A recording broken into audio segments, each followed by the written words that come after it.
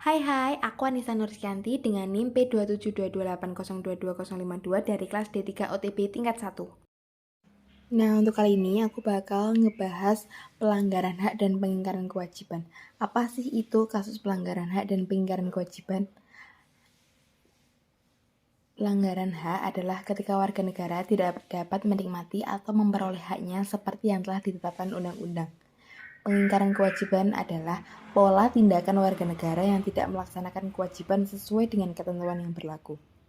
Contoh pelanggaran hak yang pertama, melakukan main hakim sendiri. Yang kedua, menangkap dan mengadili seseorang tanpa landasan hukum. Yang ketiga, merugikan orang lain secara ekonomi. Yang keempat, melakukan hal yang dapat mencemarkan nama baik seseorang. Yang kelima, melakukan aksi kekerasan.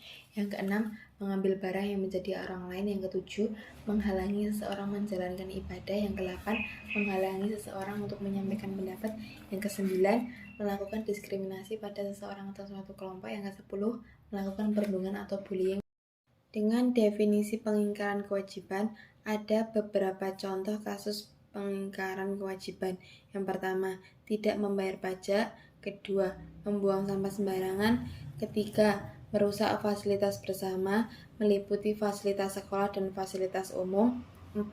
Tidak mentaati hukum lalu lintas, seperti tidak memakai helm, berbonceng tiga, dan melanggar lalu lintas. 5. Tidak mentaati hukum dalam undang-undang negara. Keenam, tidak menyelesaikan kewajiban wajib belajar 12 tahun tanpa alasan yang dibenarkan, seperti malas belajar. Ketujuh, merusak persatuan dan kesatuan bangsa Indonesia. 8. Tidak ikut serta dalam pembelaan negara. 9. Tidak menghormati bendera, lambang negara, lagu kebangsaan, dan bahasa Indonesia. 10. Merusak lingkungan seperti membuang limbah pada sungai. Setiap warga negara memiliki hak yang harus dipenuhi dan kewajiban yang wajib dilaksanakan. Hak dan kewajiban warga negara ini dijamin oleh negara melalui Undang-Undang Dasar 1945 dan sejumlah peraturan perundang-undangan lain. Namun, berbagai pelanggaran dan pengingkaran kerap terjadi, baik oleh masyarakat maupun aparat pemerintah. Lalu, apa sih penyebab pelanggaran hak dan pengingkaran kewajiban masih terjadi? Pada dasarnya, keberadaan hak akan selalu berdampingan dengan kewajiban. Pengingkaran pelaksanaan kewajiban warga negara akan berakibat terhadap pelanggaran hak.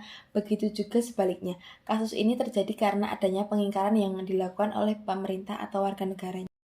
Faktor-faktor penyebab pelanggaran hak dan pengingkaran kewajiban warga negara. 1. Sikap egois atau mementingkan diri sendiri. Sikap ini menyebabkan seseorang selalu menuntut hak, sementara kewajibannya diabaikan. Yang kedua, sikap tidak toleran. Sikap ini menyebabkan timbulnya rasa saling tidak menghargai dan tidak menghormati keberadaan orang lain. Yang ketiga, penyalahgunaan kekuasaan di dalam masyarakat.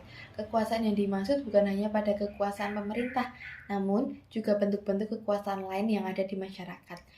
4. Rendahnya kesadaran berbangsa dan bernegara.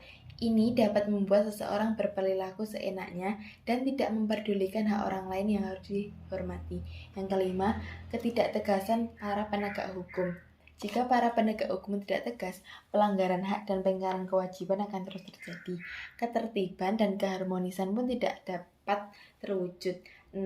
Penyalahgunaan teknologi. Tak hanya dampak positif, kemajuan teknologi juga menimbulkan dampak negatif seperti kejahatan.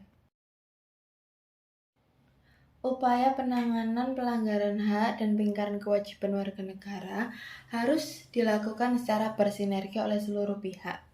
Pemerintah dan masyarakat harus bekerja sama dalam mencegah terjadinya pelanggaran hak dan kewajiban warga negara dimulai dari lingkungan sehari-hari. Beberapa upaya yang dapat dilakukan seperti 1. Penegakan supremasi hukum. Penegakan hukum dan dialogis harus dilakukan untuk melibatkan partisipasi masyarakat. Yang kedua, mengoptimalkan peran lembaga-lembaga. Yang ketiga, meningkatkan kualitas pelayanan publik untuk mencegah terjadinya berbagai bentuk pelanggaran hak dan kewajiban warga negara oleh pemerintah. Yang keempat, meningkatkan pengawasan dari masyarakat dan lembaga politik terhadap setiap upaya penegakan hak dan kewajiban. Yang kelima, menguatkan kesadaran berbangsa dan bernegara kepada masyarakat melalui lembaga pendidikan formal dan non-formal. Yang keenam, meningkatkan profesionalisme aparat keamanan dan pertahanan negara. Yang ketujuh, meningkatkan kerjasama antar kelompok atau golongan.